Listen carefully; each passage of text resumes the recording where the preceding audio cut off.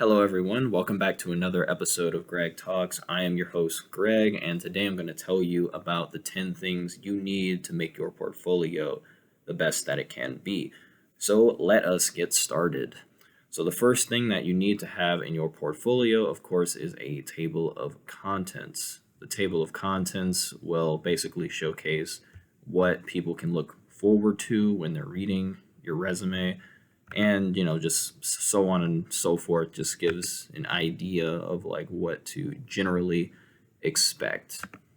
So the next thing that you need to have right after that is your scholarship checkoff chart as well as a college checkoff chart. Now, if you are already in college, you don't need a college checkoff chart, but for the sake of all the high school students watching this, I will explain in further detail what that is needed for in a separate video. So the scholarship checkoff chart is essentially just, all the scholarships that you've won just in a nice chart form, showing people that, you're very serious about paying for college and that you want to go to college, and that, you are working to have the means to pay for your education. The next thing you need to have is your resume. Your resume, in a nutshell, is your ticket for a lot of jobs and internships. It tells people who you are, your previous job experiences, your extracurricular activities that you've partaken in, your awards, your certificates, and just a brief explanation of your interests, which would usually be at the top, although you don't really need to put it there. But yes, very, very important. The next thing is your autobiography, piggybacking off of the resume that tells people about your accomplishments. Well, the autobiography tells people about your life.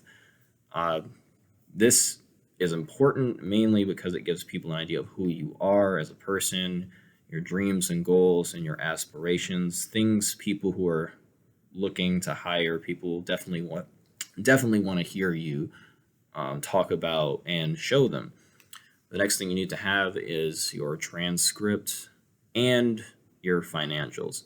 Now, I will say the financials aren't necessary, especially not compared to the transcript. But if you want to put your financials in there, you can.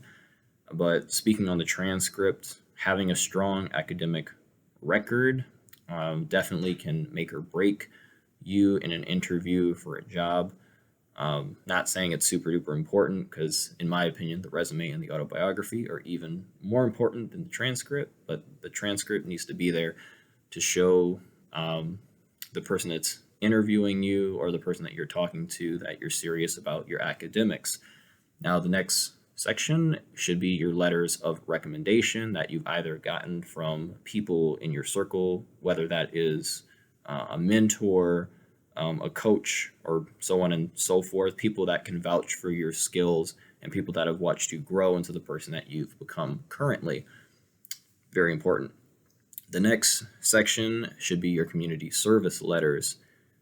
Giving back to your community is always going to be a good thing regardless of where you are, and people want to know what you're doing to better your community. So that should be in there. The next section should be your awards and certificates.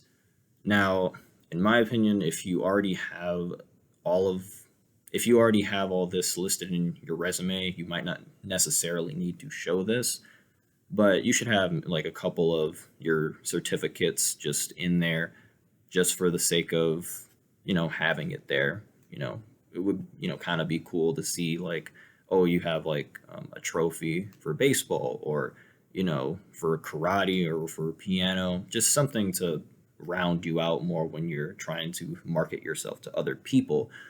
The next thing that you need to have in there is your college acceptance letters. So for those who aren't in college, when you're talking to people, they might be interested at where you might potentially be going for college, because you never know.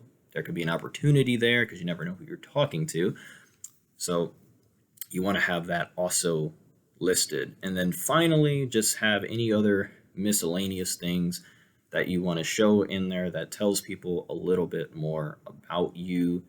Um, could be something that a lot of people don't know, or it could just be more awards and certificates. It's really up to you what you want to put here, but it should always be centered around rounding you out more, because at the end of the day, as I said before, people want to get to know you all around, not just one certain aspect. So never make your portfolio just solely academic stuff, because academics don't always win you a job all the time or an opportunity. So, and yeah, if you have all of these things, when you go out to your next event or your next online event, um, ask them if you can show them your portfolio. If they refuse, don't force it, but just say like, hey, I would like to show you my portfolio. There's like a lot of stuff in there about me. Um, so yeah, so definitely do that.